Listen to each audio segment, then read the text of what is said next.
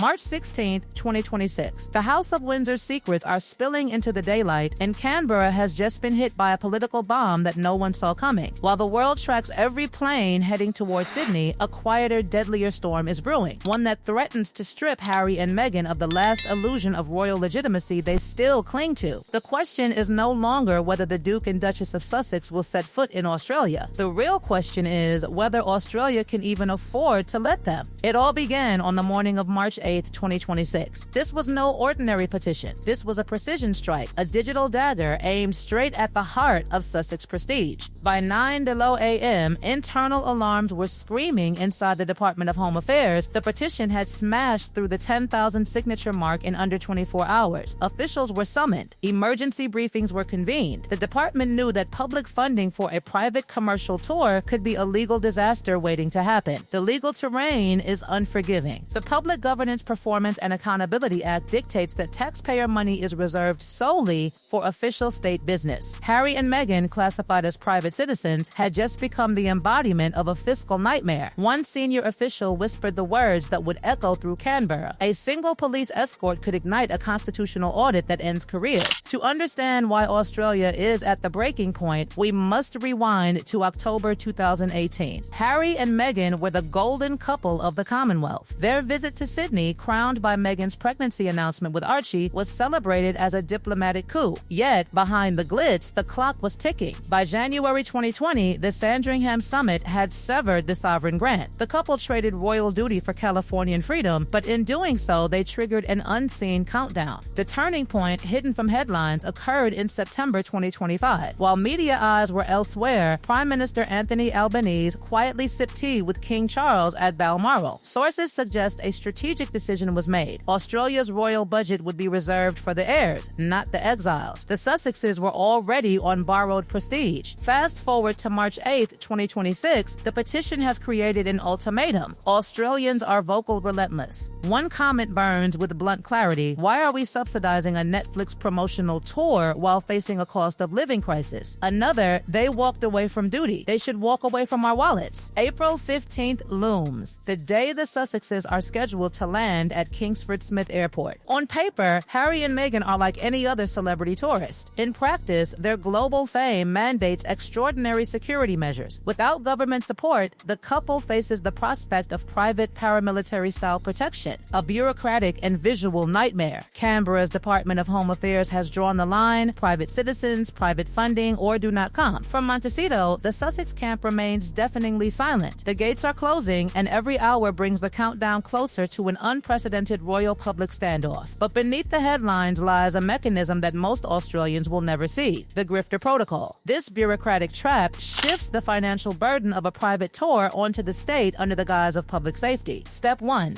Entry as private citizens. Step 2. App risk assessment triggered by global fame and protest potential. Step 3. Mandatory deployment of protection units. Refusal is not an option. Step 4. Logistical costs including motorcades, road closures, and overtime are quietly transferred to state and territory budgets. Each dollar spent on Sussex security is a dollar taken from local policing. Analysts call it fiscal parasitism. Inside Parliament House, tension simmers. Lawmakers debate whether Canberra can invoice Arkawell directly for security expenses. One MP murmured, if Australia is their film set, let them pay the location fee. Harry and Meghan are no longer serving the Commonwealth, they are serving their brand. Daily costs surpass the annual salaries of 10 average Australians, and each hour closer to April 15th ratchets the pressure higher. But the drama extends beyond finances. Leaks reveal a psychological motive, a desperate attempt to reclaim a lost glory through a cosplay tour. Promotional materials insist on the use of Duchess of Sussex, a calculated PR move to monetize royal aesthetics without responsibility. The Sussexes' brand is glamour masquerading as duty, attempting to turn a centuries-old institution into a commercial platform. Evidence of this strategic misalignment dates back to previous Australian tours. Courtier's author Valentine Lowe detailed a chilling moment Meghan, frustrated by the expectation of unpaid public appearances, allegedly asked, "I can't believe I'm not getting paid for this." To royal traditionalists, this was sacrilege. privilege. Service without compensation is the crown's sacred contract. Turning goodwill into billable hours shattered trust, and Australians have not forgotten. Roy Morgan polls tell the story: 57% of Australians still support the monarchy, but their allegiance is to the Waleses, not the Sussexes. William and Catherine are steady heirs. Harry and Meghan are chaos incarnate. The public separates the institution from the performance. The Sussexes are trapped in a geopolitical limbo, too royal to be private, too private to be royal. As April approaches, Kensington Palace quietly prepares a tactical response. Prince William's team refuses to announce his July itinerary, leaving Harry and Meghan exposed to Australia's scrutiny. The strategy is ruthless: allow the Sussexes to self-destruct while the heirs maintain credibility. Canberra's legal stance mirrors this isolation: private visit, private responsibility, no cushions of privilege. The mechanism is lethal. When Sussex logistical requests are denied under diary constraints, they must operate as uninvited guests. Stripped of the sovereign shield, they are pushed into the harsh glare of celebrity scrutiny. Every penny spent on their security becomes legally contested. Public sentiment increasingly casts them as opportunists, while William and Catherine quietly restore confidence in the monarchy. Meanwhile, the Australian economy strains under record CPI, surging rents, and inflated consumer costs. The optics of spending millions on a private couple from California amid national austerity is explosive. Security estimates reveal costs in the multi-million range, funds that could support hundreds of community projects. The people are not just upset, they are outraged. The Grifters label is now dominant among middle-class Australians, those who traditionally uphold royal legitimacy. The resistance is both grassroots and verified. Petition comments are filled with school teachers, healthcare workers, and small business owners demanding accountability. If they are private citizens, they must be private spenders, writes one, crystallizing the nationwide revolt. The Sussex arrival is no longer a celebrity story. It is a national crisis, a referendum on fiscal responsibility versus personal ambition. As April 15th nears, the scenario grows perilous. The PR nightmare looms: hostile protests, emergency interventions, global headlines framing the Sussexes as catalysts of unrest. The ghost tour threat looms: empty streets, muted media, evaporating brand value. Even the victimhood pivot, a self-funded security narrative, offers only fleeting sympathy. Financial reality will likely dictate a scaled-down itinerary, a B-list return, a brutal reminder that stripped of crown and grants, the Sussexes are ordinary travelers in extraordinary controversy. April 15th will not merely mark their arrival, it will be the day the patience of a realm officially ends. The stakes are unprecedented, the consequences incalculable. Every signature, every news story, every comment threads into a ticking time bomb. The House of Windsor's quiet corridors may determine the outcome, but the public eye, the relentless Australians, now holds the final verdict. The countdown to April 15th is merciless. Canberra is tense. Every office in Parliament House seems to vibrate with the question: can Australia withstand the financial and political fallout of this private tour disguised as royal diplomacy? The Sussexes are on borrowed time and borrowed prestige. Every spreadsheet, every internal memo, every whisper through the hallways points to a single inescapable truth: the couple's global brand is now a liability, and Australia is not willing to foot the bill. The Grifter protocol, once hidden in bureaucratic shadows, has become the public's weapon. Every motorcade, every tactical response unit, every hour of police overtime carries a price tag measured not just in dollars, but in public outrage. The cost of a single day of Sussex protection exceeds the annual wage of entire families. Across Sydney, Melbourne, and Canberra, citizens are watching, calculating, and judging. They are no longer enchanted by the fairy tale sheen of monarchy. They are furious taxpayers, armed with signatures and hashtags. Meanwhile, inside Montecito, the silence from the Sussex camp is deafening. No statements, no reassurances, no crisis management, just an eerie calm, as if they are unaware that their carefully curated persona of glamour and entitlement is colliding with reality. Their brand, once invincible, is under forensic scrutiny.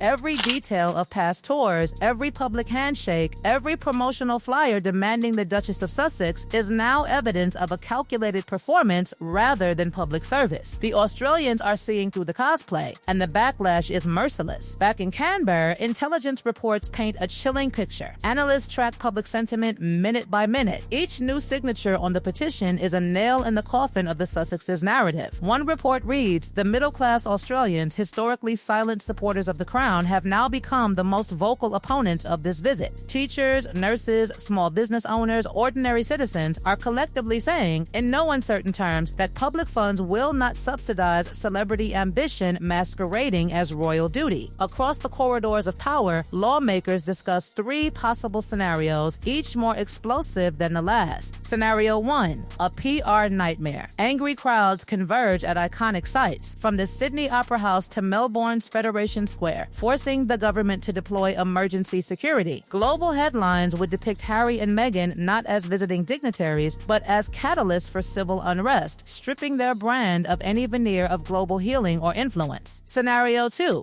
the ghost tour. Streets empty, cameras absent, media coverage minimal. The couple's carefully curated spectacle evaporates into nothing. Without attention, there is no leverage for Netflix contracts, no justification for multi-million-dollar speaking fees, no currency for international influence. Suddenly, stripped of royal privileges and public fascination, Harry and Meghan are just 2 private citizens navigating an expensive, hostile continent. Scenario 3, the victimhood pivot. A desperate attempt to reclaim narrative control. The Sussexes could self-fund elite security, positioning themselves as abandoned by both the Crown and the Australian government. They might aim to generate international sympathy, particularly in the United States, framing Australia as the cold, ungrateful host. Yet even this maneuver is perilous. The optics of celebrity entitlement against the backdrop of a nation in economic pain is almost certain to invite ridicule rather than empathy. Petition comments tell a human story behind the data. Verified citizens, teachers, nurses, small business owners voice outrage. I respected the late Queen, but I refuse to subsidize a commercial branding exercise disguised as a royal visit. The evidence of revolt is both broad and deep. The Sussexes' arrival is no longer a matter of curiosity, it is a national flashpoint. As April 15th approaches, the trajectory of this visit is grim. The public's patience, the government's resolve, and Kensington Palace's tactical isolation converge in a pressure cooker scenario. The Grifter protocol, the economic backlash, the strategic silence of the heirs, all combine to create a near-perfect storm. On the day of arrival, the world will witness not a triumphant return of global royalty, but a stark confrontation between private ambition and public accountability. Kensington Palace may release updates regarding the Prince and Princess of Wales's official visit, amplifying the contrast between duty and private spectacle. Australia's decision to deny funding, combined with rising petition numbers, ensures that April 15th will be remembered not for glamour, but for a public assertion of accountability. The Sussexes' carefully constructed narrative is under siege, and the lessons are immediate. Titles cannot shield from scrutiny, glamour cannot replace duty, and borrowed prestige can vanish under the cold light of public and legal reality. The stakes could not be higher. This is more than a visit, it is a test of national resolve, a clash of private ambition against public duty, a dramatic exposure of what happens when royal fantasy collides with economic reality. By the time Harry and Meghan touch down in Sydney, the world will see a revelation stripped of state support. Their charisma alone cannot withstand the weight of law, finance, and citizen accountability. The House of Windsor's secrets are being revealed in real time, and the Australians, quiet, persistent, and economically vigilant, are writing the final chapter. April 15th is not just an arrival, it is the moment of reckoning. The Sussexes gamble. Their private tour masquerading as royal relevance will meet the unflinching force of public scrutiny, legal boundaries, and financial reality. Every signature, every comment, every dollar is a testament to the limits of entitlement, and the consequences will echo far beyond the shores of Australia. The narrative is no longer in the hands of celebrities, media, or palace courtiers. It is firmly in the hands of the people.